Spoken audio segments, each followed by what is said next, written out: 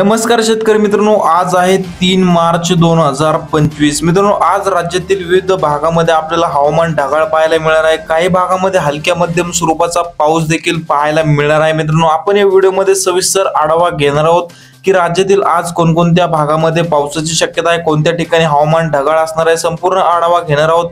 तत्पूर्वी तुम्हाला विनंती आहे मित्रांनो, तुम्ही व्हिडिओ पाहताय परंतु आपल्या चॅनलला सबस्क्राइब करत नाही, त्यामुळे आताच आपल्या डिजिटल शेतकरी YouTube चॅनलला सबस्क्राइब करून घ्या व व्हिडिओला लाईक देखील मित्रांनो नक्की करा। तर आज आहे 3 मार्च 2025। आज दुपारनंतर जर विचार केला तर आपण या ठिकाणी आज जसं की स्क्रीनवरती बघू शकताय, पश्चिम महाराष्ट्रामध्ये सांगली, सातारा, कोल्हापूर, सोलापूर, पुणे, नगर या पश्चिम महाराष्ट्रातील सर्व जिल्ह्यांमध्ये आपलं हवामान हे ढगाळ पाहायला मिळतंय। तर काही भागामध्ये स्थानिक वातावरण तयार होऊन हलक्या स्वरूपाच्या पावसाची शक्यता देखील आपल्याला पाहायला मिळणार आहे। मित्रांनो, आपण जसं की स्क्रीनवरती बघू शकता, या ठिकाणी जत, विटा, वडूज, पंढरपूर, सोलापूर या भागामध्ये आपल्याला गडद हवामान ढगाळ पाहायला मिळते व हलक्या स्वरूपाचा काही ठिकाणी पाऊस देखील होऊ शकतो। तसेच मित्रांनो, कोल्हापूर, सांगली, सातारा या जिल्ह्यामध्ये देखील हवामान हे ढगाळ असणार आहे। तसेच कोकण पट्टीमध्ये रत्नागिरी, रायगड, सिंधुदुर्ग या जिल्ह्यामध्ये आपल्याला हवामान ढगाळ पाहायला मिळते, तर हलक्या स्वरूपाचा पाऊस देखील काही ठिकाणी आपल्याला पाहायला मिळू शकतो।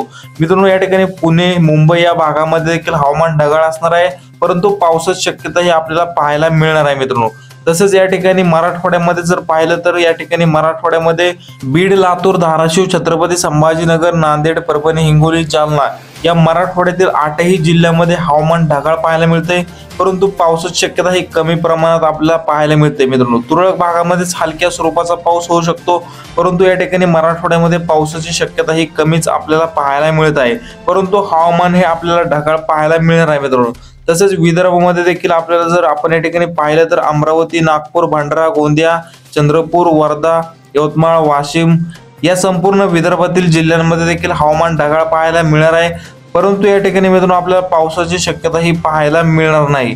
एकंदरीत मित्रांनो, संपूर्ण महाराष्ट्राचा जर विचार केला आज 3 मार्च 2025 रोजीचा, तर आज दुपारनंतर मित्रांनो पश्चिम महाराष्ट्र, मराठवाडा व कोकणपट्टीच्या भागामध्ये हे हवामान ढगाळ पाहायला मिळते।